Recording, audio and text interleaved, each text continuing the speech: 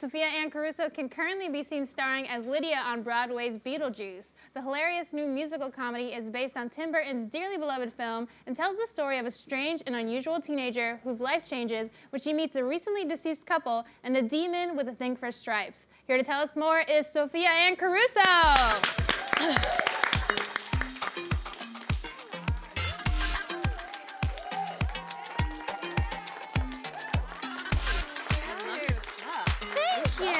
They are. There's some very glittery. Love it. Love them. Very glittery. Cute. Oh my God, the whole outfit. I love it. Thank you. So thank you so much for being here. Tell us about Beetlejuice, the musical. Awesome. Beetlejuice is based on the 1980s film, the Tim Burton film that starred Alec Baldwin and Winona Ryder. And we've adapted it to be a musical for stage. And in the movie, Lydia's more of a supporting character, but now the show that we're doing really features her plot. And you get to learn more about her. In the movie, she's just kind of this sad, mopey teenager.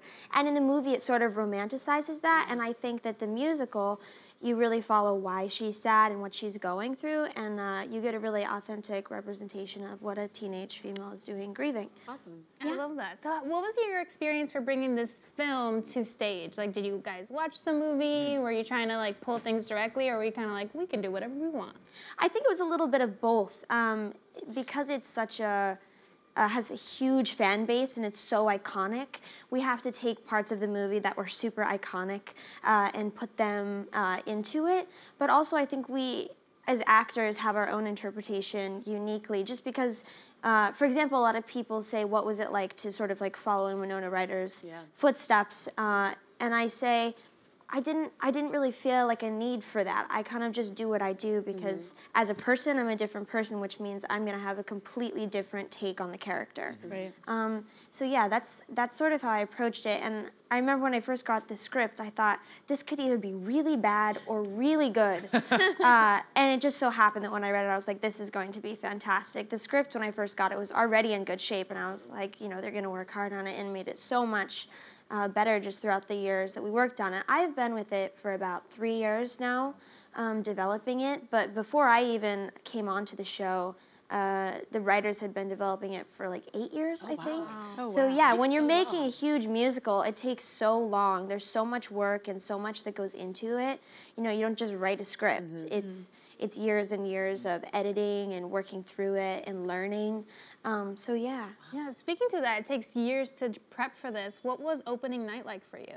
It was very exciting and very rewarding and fulfilling. Because I'd worked on it for 3 years, it was like a moment that I was really looking forward to. It was great. I wanted to spend more time with my parents. I only got to be with them for like 2 minutes because I was just talking to all the people there, people who had seen the show who were there. But yeah, it was super exciting. I got to wear this very cute Celine dress, which was exciting because I love fashion. And yeah, it was just like a dream. Amazing.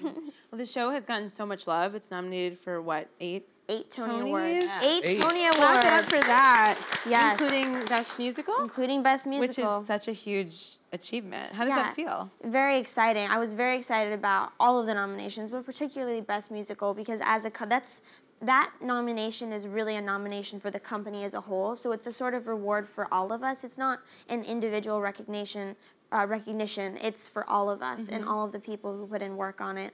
And we all make a very good team, and I'm really just blessed for those nominations. Hard work pays off. Do you know if you'll be performing?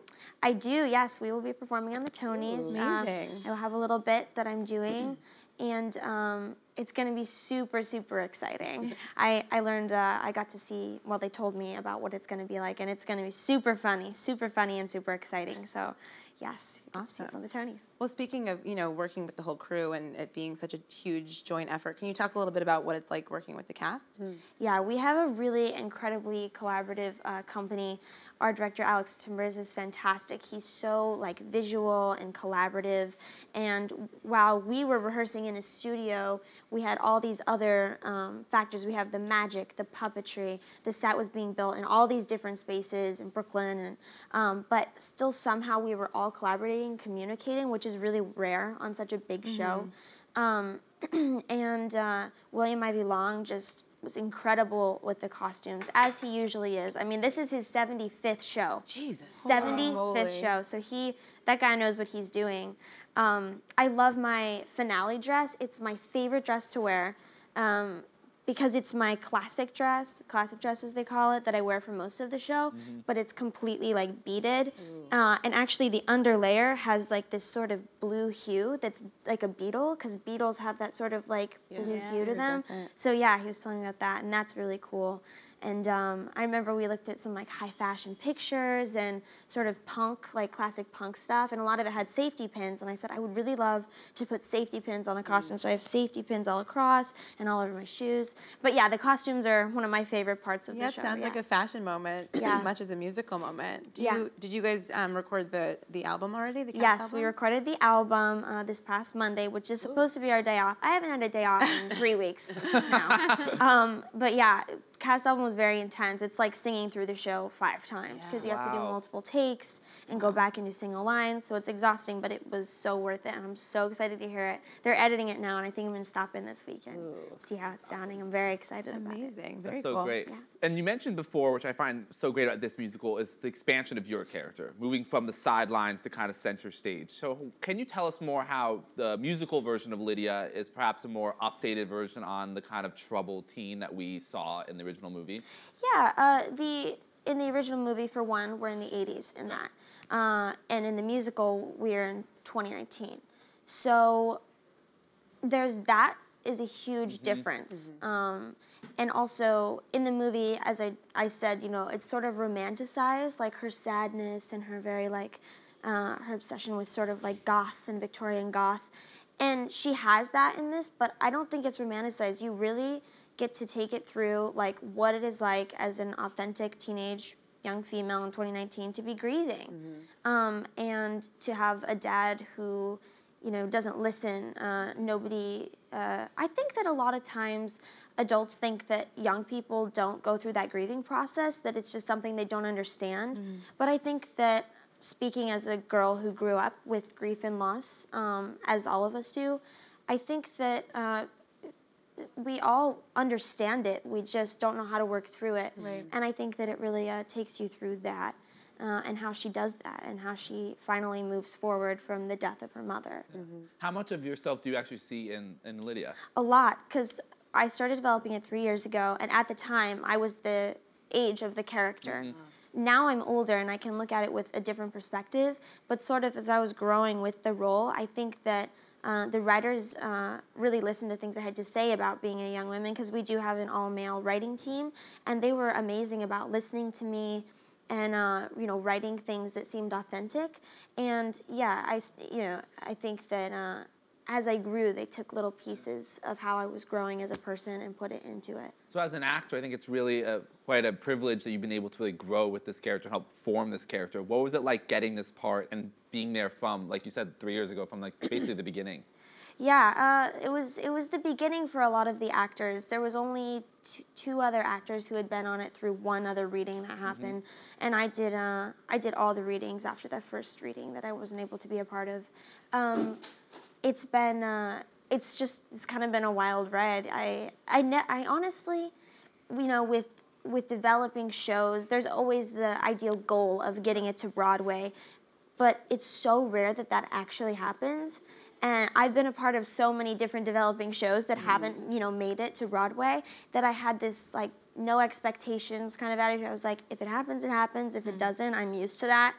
But yeah, it's just surprising to even be sitting here right now. To me, it's a joy. Yeah. What's your audition song? Like, what's the song that you performed to? Oh, I remember when I went in for the role. It was a sort of version of one of the songs I sing in the show, but it was different. It wasn't. It was still called Dead Mom, but it was about a magic 8-ball. Right to the point with the title there. Yeah, it was just a different thing, but that's what I sang, and I also brought in a rock song to sing, and that's kind of the voice I use in the show too. I don't just do like you know, traditional musical theater sound. I do like musical theater with, you know, sort of inspirations from my own music that I make and work on, which is sort of rock and roll. And that's pretty exciting because I feel like it fits her, like sort of punk and angsty, very angsty. Actually. A lot of angst. Yeah, so yeah, my sound in the show is very punk rock, yeah. I'm curious, is there a song or a scene in the musical that you always look forward to, or you know it's coming and you have to like really amp yourself up for it? Every scene, every scene. I come off stage and I like drink a whole bottle of water and then I go back on and I just have to keep my energy up the whole time. And the times that I do come off stage, I do jumping jacks because I gotta like keep my energy up, or I like jump around or like goof around with Alex. There's a couple, like 2 times that I'm backstage with Alex Brightman and him and I joke around. And yeah, we joke with each other. I look forward to every scene with him.